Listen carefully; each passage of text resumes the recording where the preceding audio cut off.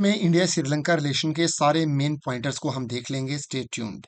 सबसे पहले तो जॉइंट मिलिट्री एक्सरसाइजेस कौन कौन सी हैं। स्लिनेक्स है, जॉइंट नेवल एक्सरसाइज है। कोलंबस सिक्योरिटी कॉन्क्लेव एक इंपॉर्टेंट बॉडी के तौर पे उभर रही है, इसको याद रखना है। 2011 में शुरू हुई थी। इंडिया, श्रीलंका, मालदीव्स इसके 3 मेंबर्स थे। मॉरिशस को बाद में एक नए मेंबर के तौर पे जोड़ लिया गया। बांग्लादेश और सिशलीज ऑब्जर्वर हैं। और इस बॉडी का मकसद है कि इंडियन ओशन रीजन में डिजास्टर मैनेजमेंट और ये सिक्योरिटी, ये सब चीजें इंप्रूव हों। मित्र शक्ति जॉइंट मिलिट्री एक्सरसाइज है, याद रखना है आपको। तीसरा, सिर्फ आप एक पहली लाइन याद रख लीजिए, इंडिया हेल्प्ड इन श्रीलंकन इकोनॉमिक क्राइसिस, जो 21-22-23 में आया था।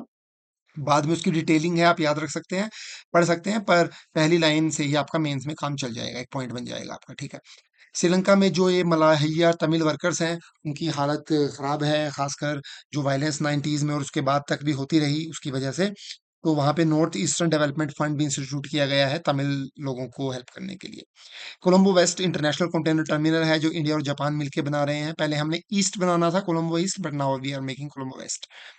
तो इंडिया वहां पे कई चीजें फंड कर रहा है। Northern housing project, Jaffna cultural centre, Palaly civilian airport, Trincomalee oil tank farm.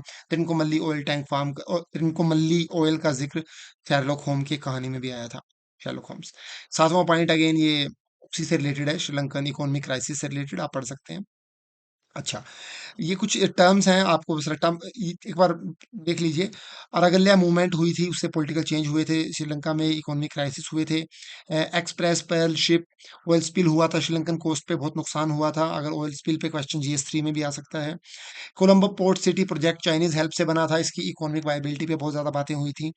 Paris club एक, इसको आप पढ़ लीजिए, ये एक अमीर देशों का क्लब है जो कि गरीब देशों को मदद करता है मुश्किल के वक्त में। अच्छा, 13th अमेंडमेंट, आप मेंस आंसर, मेंस में भी आपको काम आ सकता है ये।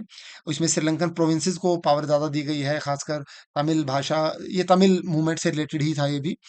तो तमिल को स्टेट लैंग्वेज भी बनाया गया था श्रीलंका में। तो वेल स्ट्रैंडेड मिली गई थी कलपिटिया शोर के पास, याद रखना है आपने। Katchatheevu island, whatever it is, ये डिस्प्यूट था, अभी रिसेंटली भी ये न्यूज में था, इसलिए मैं ये कवर कर रहा हूँ, इंडिया श्रीलंका। तो ये इंदिरा गांधी जी ने दे दिया था आइलैंड उनको, और ये सब बातें हैं, आप पढ़ लीजिएगा उस डिस्प्यूट को भी।